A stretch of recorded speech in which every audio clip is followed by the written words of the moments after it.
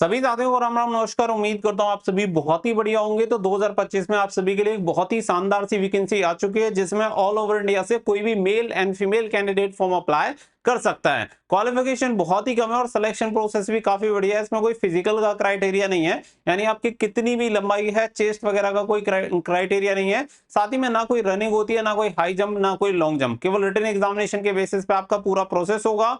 100% permanent government job आप सभी की रहने वाली है। तो वीडियो को लास्ट तक ध्यान से जरूर देखें। वीडियो पसंद आए वीडियो को लाइक शेयर करके चैनल को सब्सक्राइब कर लें और बेल आइकन पे प्रेस कर लें ताकि फ्यूचर में आने वाली हर एक अपडेट का नोटिफिकेशन आपको सबसे पहले मिलता रहे। अब यहाँ पे हम बात कर लेते हैं वैकेंसी के बारे में। तो देखो, आप सभी को बता दें कि ये वैकेंसी आपकी DSSS की तरफ से वैकेंसी निकाली गई है और पोस्ट आपकी रहने वाली है अटेंडेंट की। और इसमें क्वालिफिकेशन की बात करेंगे, पूरी चीज आप सभी को नोटिफिकेशन से बताते हैं। तो यहाँ पे आप देखेंगे इसका जो नोटिफिकेशन है, कल ही इसका नोटिफिकेशन रिलीज हुआ है, यानी 14/8/2025 को इसका नोटिफिकेशन रिलीज किया गया है। इसमें अगर हम बात करें तो यहाँ पे पोस्ट, जैसे कि मैंने बताया, अटेंडेंट की आपको पोस्ट देखने के लिए मिलती है।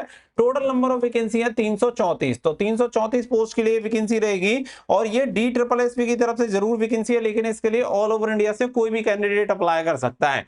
DSSS यानी कि Delhi subordinate service selection board की तरफ से वैकेंसी निकाली गई है। और सबसे अच्छी बात मैं आप सभी को बता दूं कि आफ्टर सिलेक्शन आपकी जो पोस्टिंग रहेगी वो हमेशा दिल्ली में रहेगी। तो आपको बार बार रीलोकेट होने की जरूरत नहीं है। ये एक सिविल जॉब आप सभी की रहती है जिसमें ऑफिस टाइमिंग में आपको जाना होता है। कोई ऐसा नहीं है कि रात में ड्यूटी लग रही है, कुछ भी।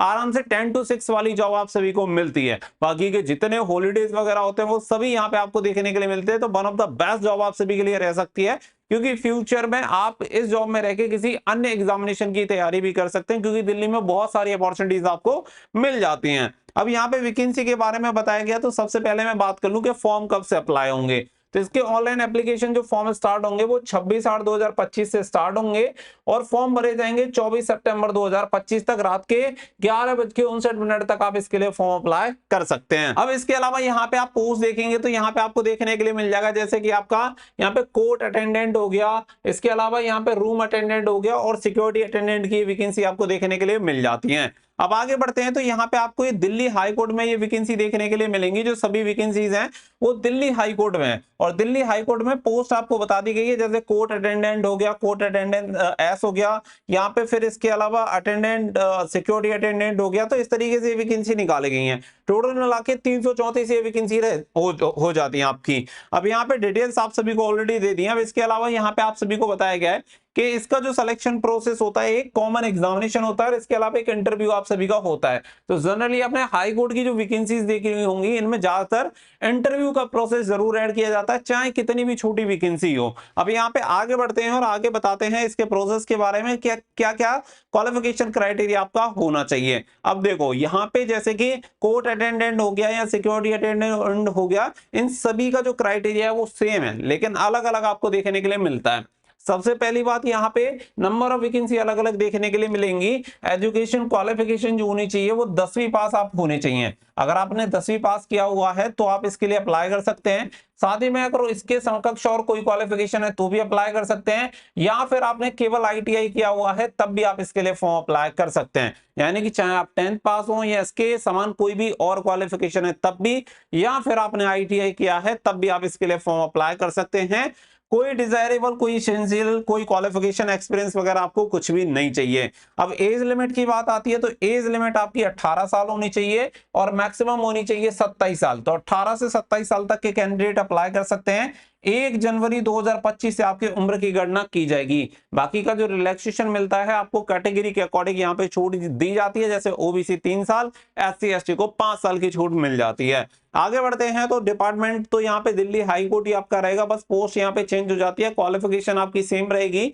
और जैसे कि मैंने बताया कि सभी के लिए सेम क्वालिफिकेशन देखने के लिए मिलेगी, लेकिन पोस्ट के अकॉर्डिंग यहाँ पे क्या है कि अलग अलग डिटेल्स आपको देखने के लिए मिल जाती है। बाकी का कुछ भी क्राइटेरिया इसमें आपको चेंज देखने के लिए नहीं मिलता है। अब यहाँ पे जैसे कि मैंने बताया, सिलेक्शन प्रोसेस ऑलरेडी मैंने आप सभी को बता दिया है। एलिजिबिलिटी जो क्राइटेरिया होगा वो 1 जनवरी 2025 को ही एजुकेशन क्वालिफिकेशन एंड आपका जो एज क्राइटेरिया है वो काउंट किया जाएगा। हाउ टू अप्लाई की बात की गई है, तो अप्लाई आप DSSS की ऑफिशियल साइट से जाके अप्लाई कर सकते हैं। 26 अगस्त से इसके ऑनलाइन एप्लीकेशन फॉर्म स्टार्ट होंगे। एप्लीकेशन फीस की मैं बात करूं तो केवल 100 रुपीज एप्लीकेशन फीस है, इसके अलावा और कोई फीस आपको पे करने की जरूरत नहीं है। तो केवल 100 रुपए में आप इसका फॉर्म अप्लाई कर पाएंगे। अब यहाँ पे आपको सिलेबस बताया गया है कि इसका सिलेबस क्या रहेगा। आप सिलेक्शन प्रोसेस में मैंने ऑलरेडी आप सभी को बता दिया है कि 100 नंबर का पेपर रहेगा और 15 नंबर का आपका इंटरव्यू रहेगा। अब जो 100 नंबर का आपका पेपर रहेगा ऑब्जेक्टिव टाइप का रहेगा, 100 क्वेश्चन रहेंगे, 100 मार्क्स और 150 मिनट का आपका पेपर रहेगा, यानी कि 2.5 घंटे का आपका पेपर रहने वाला है। मल्टीपल चॉइस क्वेश्चन रहेंगे, हिंदी के 25 क्वेश्चन, इंग्लिश के 25 क्वेश्चन, जनरल नॉलेज के 25 क्वेश्चन और अर्थमेटिक के 25 क्वेश्चन रहने वाले हैं। बाइलिंगुअल आपका पेपर आता है, हिंदी और इंग्लिश में आपका पेपर होता है।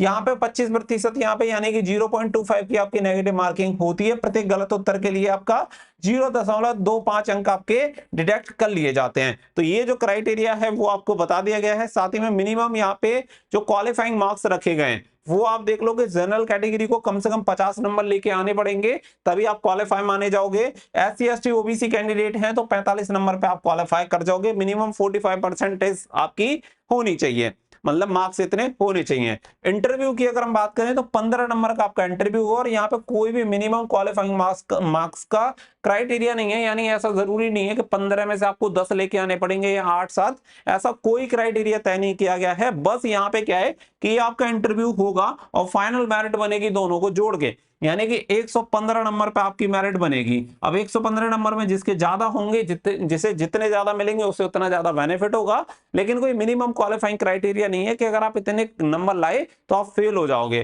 तो ऐसा कोई क्राइटेरिया यहाँ पे नहीं होने वाला है। तो यहाँ पे जो सारी चीजें हैं वो आप सभी को बता दी हैं और यही इसका क्राइटेरिया वगैरह जो भी चीजें हैं वो यहाँ पे आप देख सकते हैं। इसके अलावा और कोई चीज यहाँ पे होने वाली नहीं है और उम्मीद है कि पूरी जानकारी आप सभी को मिल गई होगी। तो आप इस वैकेंसी के लिए जरूर से फॉर्म अप्लाई करिएगा। आप कौन से स्टेट से हैं और इस वैकेंसी के लिए अप्लाई करने वाले हैं या नहीं, कमेंट सेक्शन में जरूर बताइएगा। और भविष्य में जो भी गवर्नमेंट वैकेंसीज आती हैं रेगुलर अपडेट हमारे चैनल पे आपको मिलती रहती है, तो चैनल को सब्सक्राइब करके रखें ताकि सभी जॉब अपडेट की नोटिफिकेशन आप तक सबसे पहले पहुंचते रहें। मिलेंगे नेक्स्ट वीडियो में, फिलहाल के लिए बस इतना ही। So thank you for watching. जय हिंद, जय भारत।